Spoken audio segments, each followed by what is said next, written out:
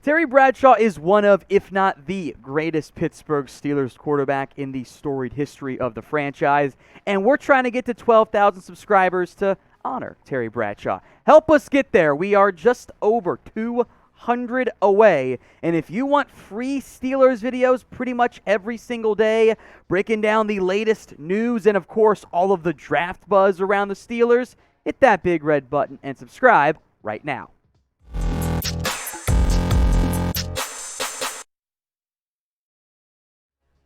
You're watching Pittsburgh Steelers Talk by Chat Sports. I am Tom Downey, and we are officially in draft week with just days, and you can almost count it down to hours at this point, until the Steelers get to make their first pick. Here's what's coming up on today's show. The Steelers have signed a safety, which I'm sure you've heard about. We'll focus more on what this means for their plan. A report that states the Steelers like Kenny Pickett over Malik Willis, and the possibility of trading for a receiver, as several are on the trade block in what has been a very heavy receiver trade rumor SZM.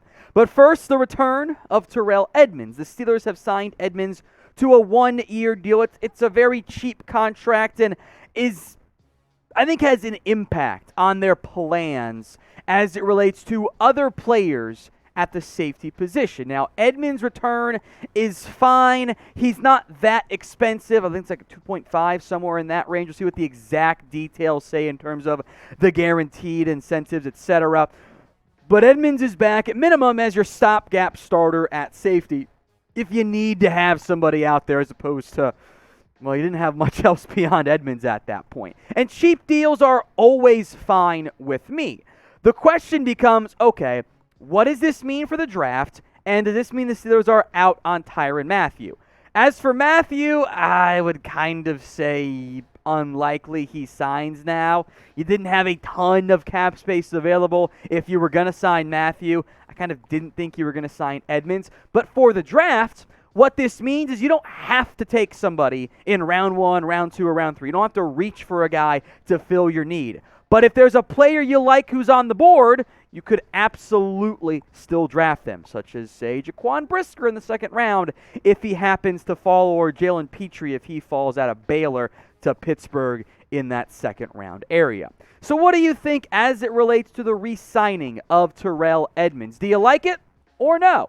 This is the pinned comment on today's video, so if the ad break comes here on YouTube, take advantage of it. Type in Y for yes, or you can type in N for no. Let's go to story number 2, which is the Kenny Pickett, Malik Willis conversation. We've talked a lot on this channel about quarterbacks and the massive amount of interest the Steelers have shown in Kenny Pickett, or in quarterbacks in general. Now, Peter King says the Steelers like Pickett over Malik Willis because they believe Pickett is, quote-unquote, more likely to succeed as a pro QB. These are two very different styles of QBs, and especially right now, and this is true across the NFL, there is a lot of talk, a wide array of rumors about this, that, the other. Just makes you go, what's going on here? What's real and what's a smoke screen? What's bad sourcing? Nobody really knows because it's the week leading up to the draft and it's just chaos everywhere.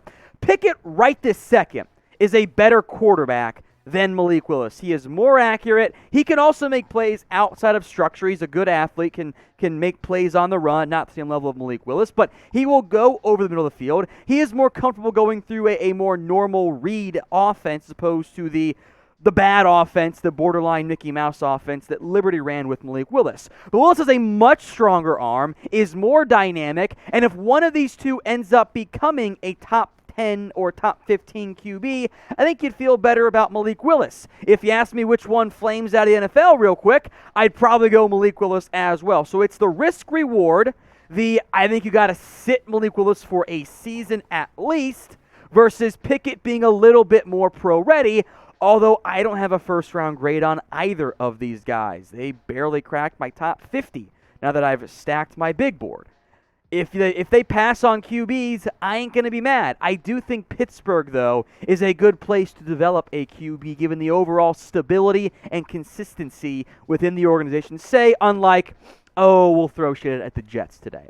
Who is the better quarterback prospect? Who would you take if you had to take one in this year's class. Type KP for Kenny Pickett or type in MW for Malik Willis. We'll know what the Steelers do during the NFL Draft. April 28th, we're getting going on the Chat Sports YouTube channel. It's youtube.com/chatsportstv.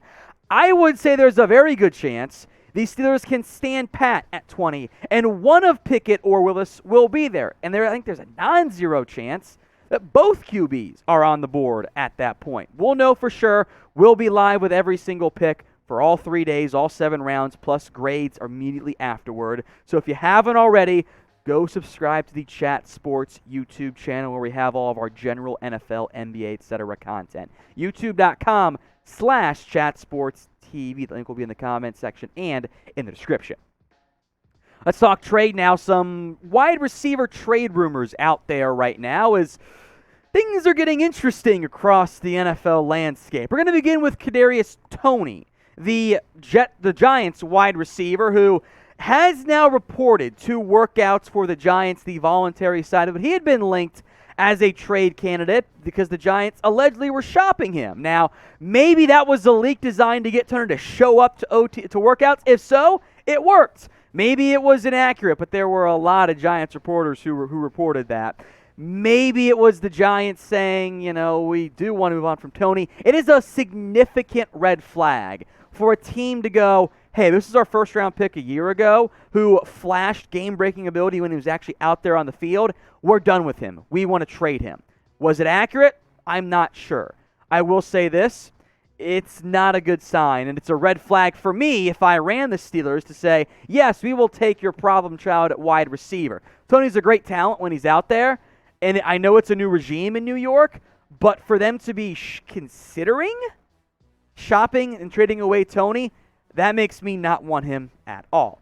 The other name now linked in trade rumors is Laviska Shenault, the former Colorado, now Jacksonville Jag wide receiver. You see 63 catches, you see 619 yards, 0 touchdowns. Cool. That all makes sense to me. That touchdowns are a big red flag. The production's not terrible. 8 drops against 0 touchdowns. That's a red flag. Shenault has not been the guy the Jags were hoping he was going to be, given all the moves they've made in recent years, and especially this past year, at receiver. And I think they're going to draft somebody early. I do think Shenault is available via a trade. It's a question of how much does he cost, and despite his high draft pedigree, is he going to end up being a reliable piece for you? The Steelers do still need receiver help, and there's a lot of different routes that they could go. I think they draft somebody 2nd, 3rd, 4th, maybe somewhere in that range to make Miles Boykin your receiver 4, Anthony Miller your 5, but maybe Shenault or Toney could be your receiver 3. That's certainly an appealing idea from a pure talent perspective, but they've got red flags individually, both those guys do. So what do you think? Would you trade a 4th-round pick or so? Maybe it's a 5th, maybe it's the 3rd, the 6th. Call it a mid to late day 3 pick. Would you trade one of them for a receiver such as Toney or Shenault? I think that's decent value for Toney. Maybe it's more of a 5th or 6th for Shenault. Sound off in the comments section. T for you trade for one or P for pass.